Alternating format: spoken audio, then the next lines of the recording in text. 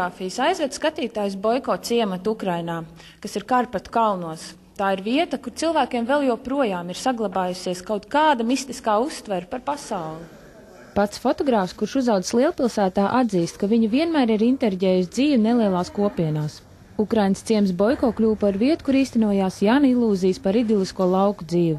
Baltijas valstīs dzīvojošiem šie ciemi ikdienā noķertie mirkļi varētu būt diezgan saprotami un tuvi. Brikčīnska darbos ik viens apmeklētājs atpazīs arī kaut ko no savas bērnības un vecvecāku mājām. Fotogrāfs īpatnējā veidā parāda, ka caur šo idilisko pasaku ir vizualizēta Boiko ciemata iedzīvotāju ikdienas smagos darba mirkļos un personiskā intimitātē. Interesanti ir tas, kā laukos dzīvojošie cilvēki domā. Viņiem piemīt, varētu teikt, brīnumu, notikumu domāšana. Viņi tiešām tic melnajai un baltajai maģijai. Mums, kas dzīvojam masu kultūrā, doma, ka kāds par mani slikti domājas un tas ir iemesls, kāpēc kaut kas slikts ar mani notiek, liekas neticama. Šie cilvēki joprojām dzīvo tādu veidu pasaulē. Jānis Brikčīnskis ir dokumentālās fotogrāfijas pārstāvs. Lielākoties viņš savos darbos attainojas Austruma Eiropas lauku reģionus. Viņš ir viens no fotogrāfu grupas Sputņika fotos dibinātājiem, kā arī apbalvots ar Eiropas fotogrāfiju izstāžu balvu. Brikčīnskis meklē Austruma Eiropā vietas, kuras vēl ir modernās pasaules neskarts, pielietojot tikai rīta un pievakars dabisko apgaismojumu. Šī ir viena no tām izstādēm, kas, manuprāt, neraisa negatīvas emocijas, jo skatoties šos darbus, tomēr gribas domāt, jā, ka lauki ir tā, kā arī Jans pats to uzsver, ka tomēr lauki ir tā vieta, kur ir mūsu saknes, ir saglabājušās šīs kultūras tradīcijas. Liena Laviņa, Pēters Barkevičs, Latvijas televīzija. Ar krāšņu un muzikālu džēza komēdiju Allas Sigālovas režijā un horeogrāfijā, ar komponista Gijas Kančēlī mūziku pēc gruzīnu klasiķa Cegarelī Lūgas Hanuma motīviem, Mihaila Čehova Rīgas Krievu teātris gatavojas 132. sezonas atklāšanai. Ģenerāla mēģinājumā ar radošo grupu devās tikties Anete Lesīte. Viena no vispazīstamākajām horeogrāfēm ne tikai Krievijā, bet arī pasaulē, Alla Sigalova, Mihaila Čehova Rīgas Krievu teātra jaunās sezonas atklāšanai gatavo krāšņu raibu džeza komēdiju Hanuma pēc gruzīnu klasiķa Avksenī Cegarelī Lūgas motīviem.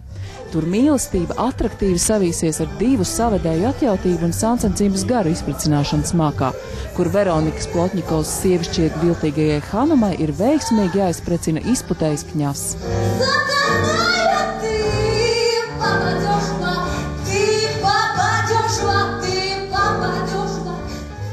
Mēs gribam parādīt Hanumu ar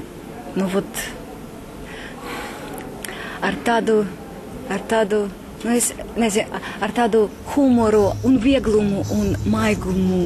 Jaunajiem aktieriem šī ir pirmā sastapšanās ar horeogrāfu un režisoru. Uzreiz, kas bija pamanāms, ka tas ir horeogrāfs, ko viņa katru reizi Alla Sigalova ar mums tā strādāja, ka viņa precīzi varēja pateikt, tā tev šeit kaut kas nav kārtībā, zažātā, kaut kas, vieglāk, viņa ļoti palīdzēja ar psihofiziku mums. Hanuma manī piedzima caur mūziku, jo iespēja kontaktēties ar Gijas Kančēlī mūziku man kā cilvēkam, kas arī ir saistīts ar mūziku, bija liela dāvana un pirmais sākuma punkts. Mēs nolēmām izbēgt no jebkāda gruzīnu nacionālā kolorīta un veidot mūsdienīgu iestudējumu, jo pamatā ir mūsdienu mūzika.